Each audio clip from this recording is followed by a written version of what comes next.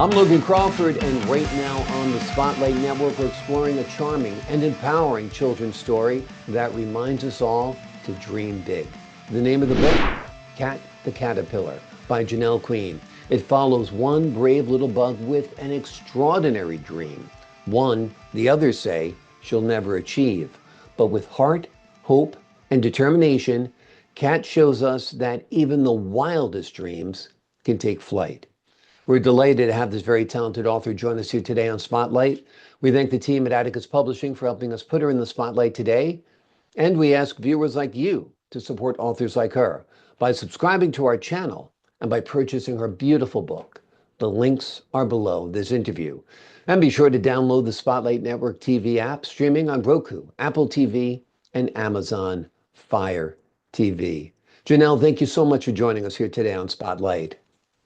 You're welcome. Cat the Caterpillar. It sounds like a children's classic, but it's new and original and a story by you. How did you come up with this great idea? Um, I'm not sure. I had been wanting to write a children's book, and I was going with the idea of butterflies.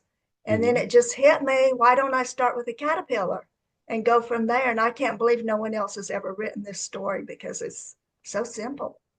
Well, it's simple, it's beautiful, and sometimes people just don't see the forest for the trees. And I think starting with a caterpillar instead of a butterfly is great because, there's going to be a metamorphosis that takes place, and that's at the heart of the story, right?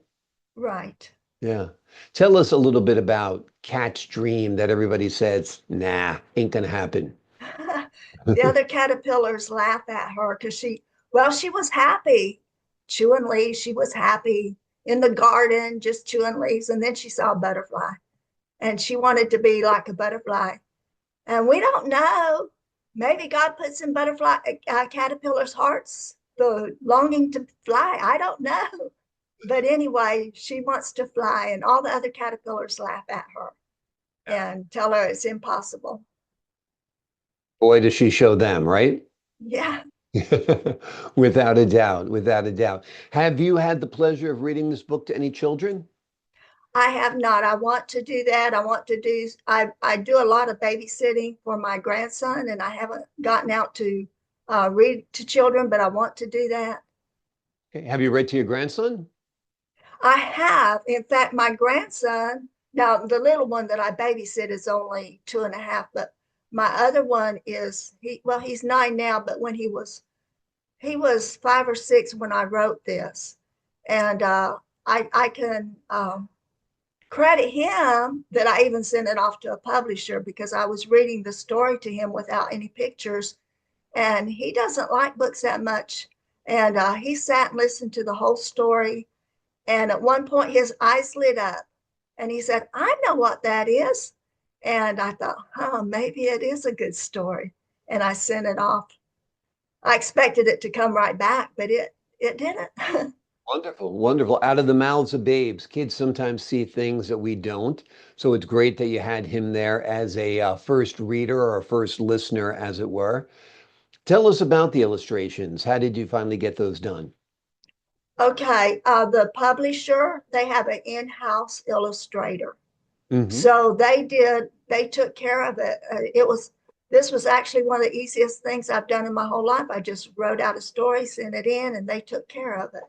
Wonderful. Well, So they did a great job. they did, and you did a great job. The illustrations are beautiful, but the prose that accompany the images are beautiful as well. You've done a great job writing this. Is this your first time trying to write a children's book? Tell us a little bit about your writing career. Well, I took a writing course when I first got married, and Mhm. I thought I was going to write for magazines, and I never come up with a story. I tried and tried, and I never come up with a story. And then I heard this lady on Facebook. I don't know, can I mention her name? Brooke Van Sickle with Children's Kidlit. And after I listened to her and took her boot camp, um, for this, it just kind of popped into place. She gives so many good ideas.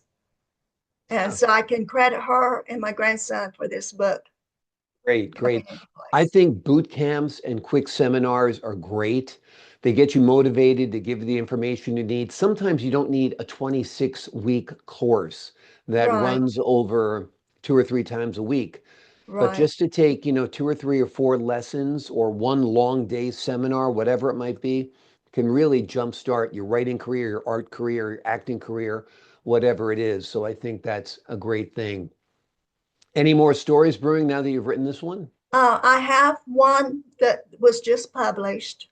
I have Mhm. another one, and that one is actually based on a true incident that happened to my grandson and a butterfly. So, and it's called Flitter the Butterfly. So that one's out. I have three more stories just sitting here. So maybe they will see the light of day. I hope so. I hope so too. Tell us about Flitter the butterfly and the true story that happened to your grandson. Okay, it was just that one too is just really simple. He caught a butterfly, put him in a jar, brought him in the house, showed him to everybody, and then in the next morning when he let the butterfly go, the butterfly came back and landed on his nose. And I thought, that might be a story. So I made it into a story. It's through the butterfly's point of view. Wonderful, wonderful. This most recent book, Cat the Caterpillar, what message do you hope children take away from it?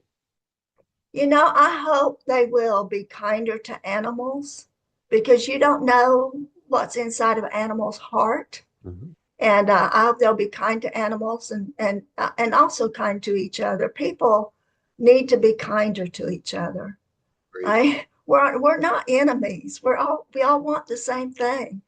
So I know. uh, I mean, I say that I don't want to talk about politics here, but even with Democrats or Republicans, I'm like, we both want the same thing. We want the best yeah, country possible, right? Why do we have yeah. to hate each other?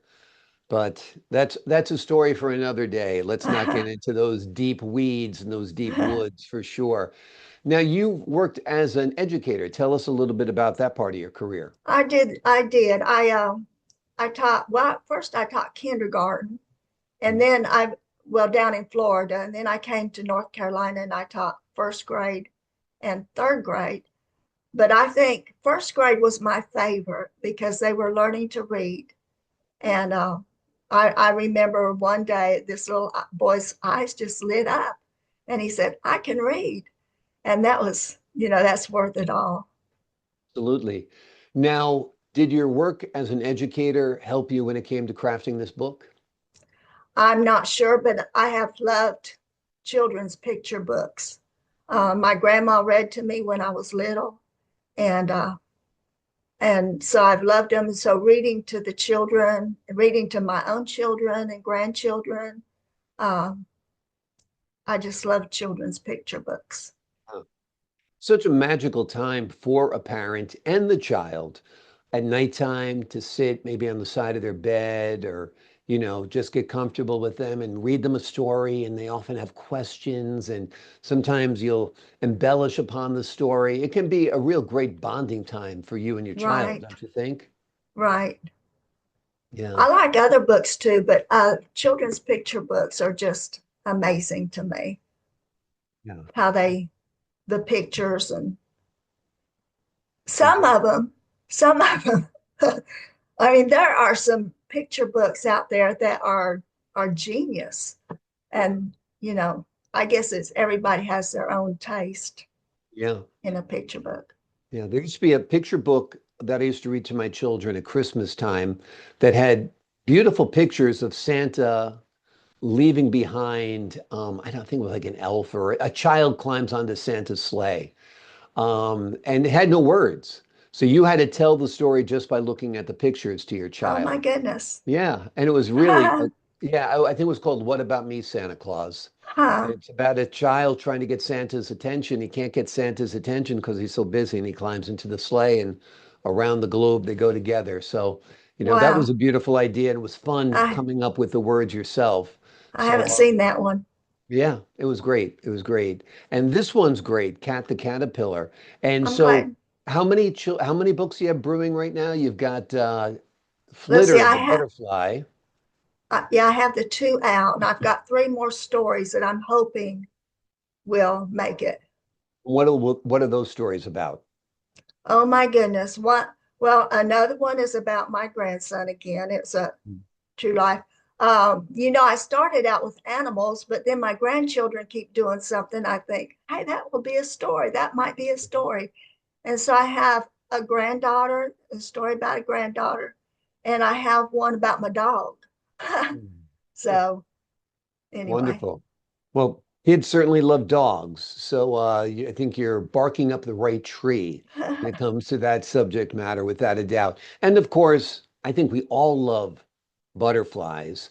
And it's almost, even for us, it's hard to believe. Don't you, when you look at a caterpillar, it's almost implausible, but that thing is going to be, this ugly little caterpillar is going to grow up I to be a know beautiful it. butterfly, right? I know. That's amazing. That's I know. amazing how God has a sense of humor, I think. I do too. I do too. And another thing when it comes to butterflies that I often think about, and maybe you have too, is why do people hate moths and love Yeah. butterflies? They're Well, basically the same thing, right? yeah, but I think moths eat your clothes. Oh, okay. That's it then. That's true. That's true. I don't look at that. I just look at the moths that flurry around lights. And they're certainly not as pretty, not even close, but some are close, some are pretty. But that maybe that's another story for you. You know, the competition between a moth and a butterfly. And why is the butterfly always left a little rejected? I think that'd be a good one. But we're all full of inspiration here today. I think you're inspiring me because you did such a great job with this book. It is called Cat the Caterpillar. It is a delightful and inspiring read for anyone who dares to dream and to dream big. Janelle, thank you so much for joining me here today on Spotlight. Thank you very much. Great I was chatting glad to with be you. here. Glad to have you on the show. To the folks at home, I'm Logan Crawford, thanking you for your time, this time, until next time on Spotlight.